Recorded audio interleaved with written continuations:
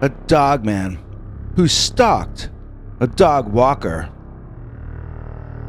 Dear Scary Stories NYC.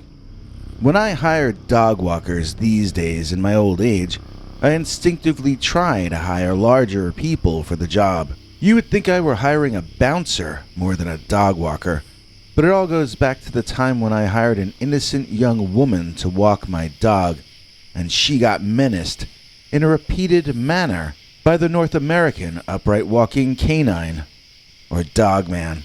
When I took on my job as professor in a relatively prestigious Midwestern college about 17 years ago, I never anticipated the hours that would be involved. I suppose most of that was my own fault, but the end result was that I realized I needed to find someone else to take my dog for his evening walkies. My first year, I hired a senior who was already helping me with other chores, and everything went well. In the second year, though, I hired a lovely and very intelligent young student we can call Terry, not her real name, who seemed to love my little Scottish terrier we can call Scotty, not his real name. Scotty had been a gift from my late wife, and he was very dear to me. Terry, on the other hand, was a gift from heaven, as she helped me keep my absent-minded professor act under some control. We used to joke that she was the brains of the outfit, and on some occasions, I wasn't sure it was a joke. She was a freshman, and I was very excited at having a student assistant who worked on that level for the next 4 years. Alas, such was not to be, due to the dogman. I don't want to get into detail concerning the location of the school, as I still have dealings with this college, and I don't want to start a war with them by accident. There are those who might think I was starting a rumor of a monster to discredit the school or to cause trouble. Actually, I loved working there, and I still earn money from them for various ongoing assignments, even though I'm no longer teaching there full-time.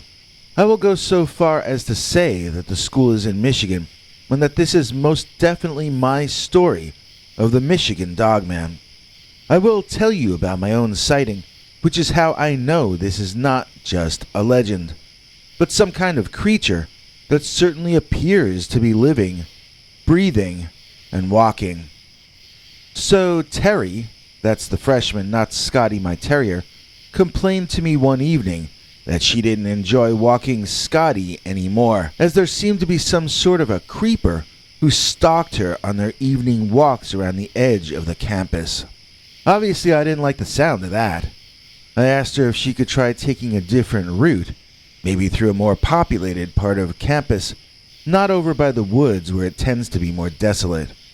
At first, she said there were other paths she could take, and the mood seemed to lighten. The more she thought about it, though, the more she felt guilty, because Scotty the dog truly loved going for walks over by the woods. That was true. I knew that from personal experience.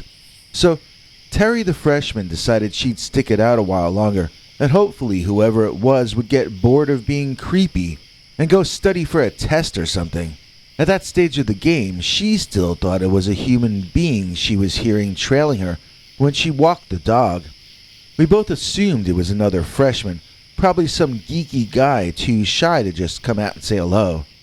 If either of us had known that we were dealing with the dogman, I never would have asked that poor young woman to go back out there, and I certainly wouldn't have sent my beloved dog out there into the dogman night either.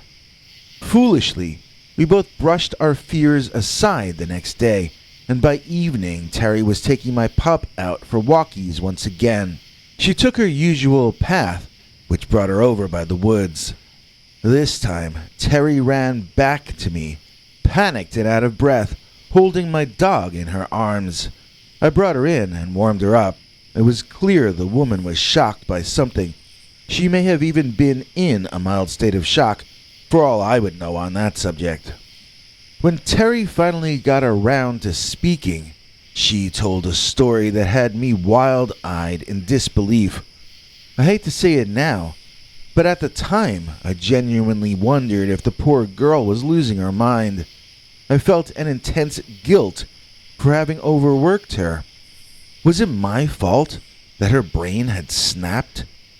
The things that she was telling me just happened to her were like elements from an old children's cautionary bedtime story. According to this dear sweet young blossom of womanhood, she and my dog had been menaced and chased by the big bad wolf. All the story needed was for the girl to be wearing a Red Riding Hood. I did not, for 1 second, think that there was anything genuinely true about what she was saying. But she told the story with such conviction that it seemed she genuinely believed every word of it had literally happened. A man-sized bipedal wolf was sneaking around, following her and my dog. Then, it allowed itself to be seen and chased the two back to my cottage. That was the story. I asked what the wolf man was wearing, and she just looked at me blankly. To be honest, I was visualizing it in overalls and a hat, like from an old Walt Disney cartoon. I was not taking this too seriously yet, but I was very unhappy that this mental breakdown was happening to a student who was so helpful to me and who had made my life so much more efficient. For selfish reasons, I contacted a friend of mine who teaches psychiatry, and he suggested walking the dog walking path with my young dog walker.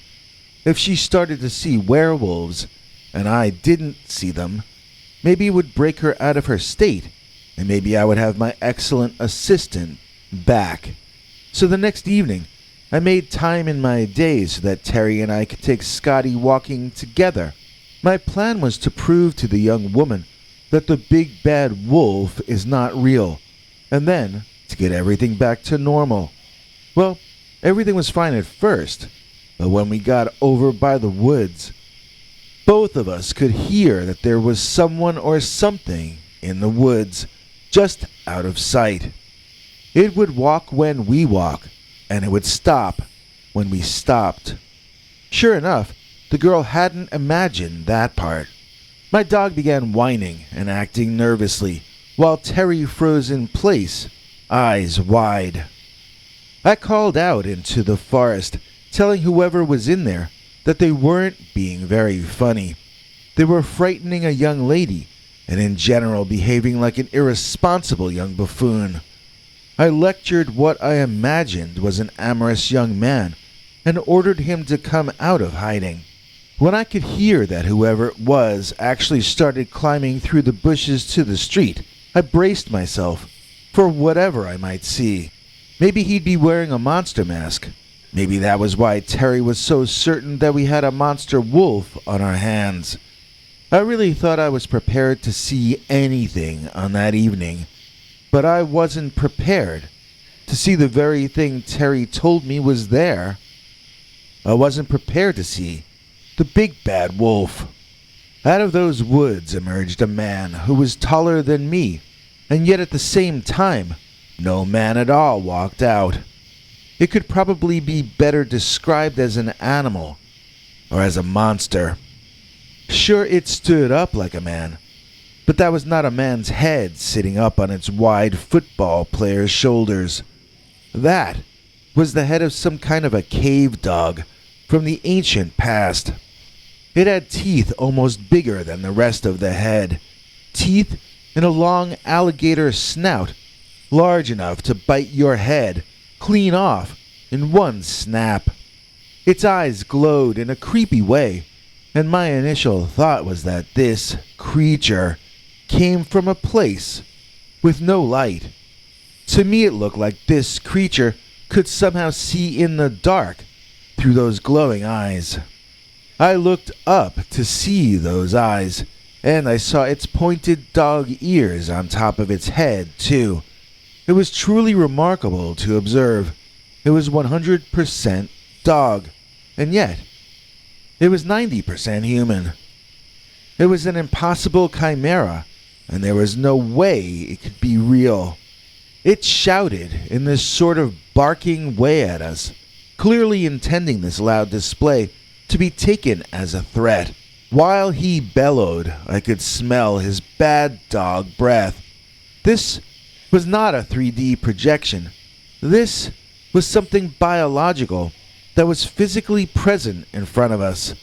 And the only one of us that upright walking animal seemed interested in was not me, certainly. Not the dog I held in my arms, but that Dogman had glowing eyes, only for my freshman intern and assistant. I pulled the girl behind me, and then we both backed away slowly. The Dogman did not chase us as we slowly retreated, and when campus security randomly walked by, the creature quickly vanished. Well, when we got back to my office, I apologized to Terry for not taking her story at face value the first time she told it to me. It's just that she was telling me about a werewolf, and as an adult, I had been trained to understand that werewolves are not real. Well, they may not be, but there is some kind of an animal out there in this state of Michigan that closely resembles a werewolf, and this creature is most definitely real, or at least it was in those days. I told Terry I'd get someone else to walk the dog, but hoped she'd stay on to help in other ways. The poor young woman was more shaken up by the situation than I had been. She transferred to another college to complete her studies, and I never saw her again. So, I hired big students to walk my dog from then on. The Dogman wasn't interested in them, and I never again heard anyone even mention there being a monster on campus. That Dogman didn't want to bother just anybody. He was a very particular monster. He wouldn't chase the hoi polloi. He was a Dogman who stalked a Dogwalker. Blue Cruise is making news. Yes or no, Blue Cruise will choose. No, kid, I'm not saying Blue's Clues. 1, 2, all of you. Blue Cruise. Please join us in welcoming and thanking our newest channel member, Blue Cruise, for making today's episodes possible. They're also the executive producer of tonight's episode, and in return for their kindness, we gift them back with secret uncensored Dogman stories each Sunday. Stories far too wild to ever run on this channel. In addition, Blue Cruise has access to our over 21 hours of archived, secret, uncensored Dogman stories, and so can you. Just join our PayPal subscribers club at peterbernard.com, or else do what Blue Cruise did and click that join button under this or any of our videos to become a channel member. Blue Cruise and I invite you back for our second episode tonight, which will either be the short-snouted Dogman, or I saw Dogman battle a demon from the sea. Have a preference which we do? Let us know in the comments. Maybe I'll get to read them in time. In either case, I'm going to be aiming for 7 or 8 p.m. tonight, New York City time, with that episode, so I hope to see you then. In the meantime, Henry Lee Dogman has something he wants to tell you about. Hank?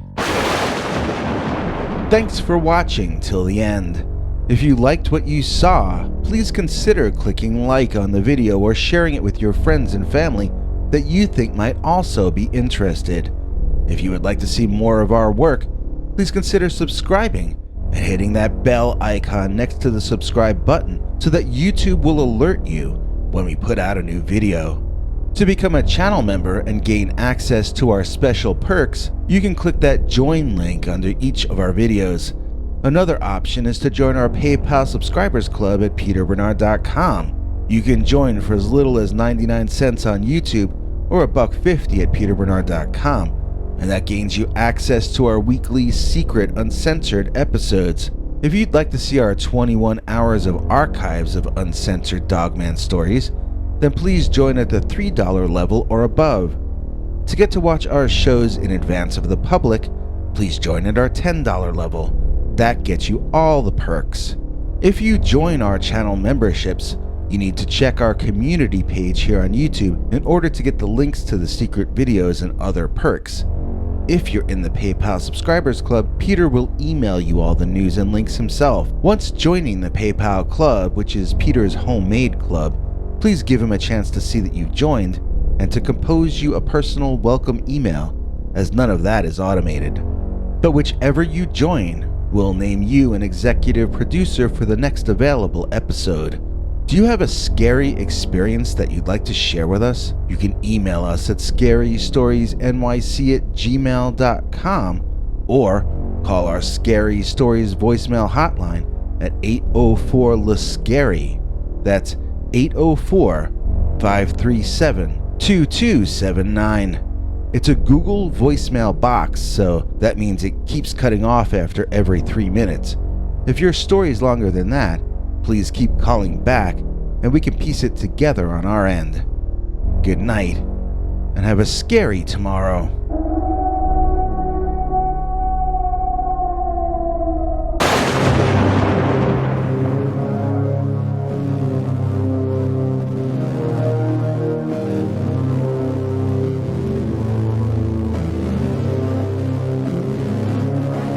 Come back for more scary stories.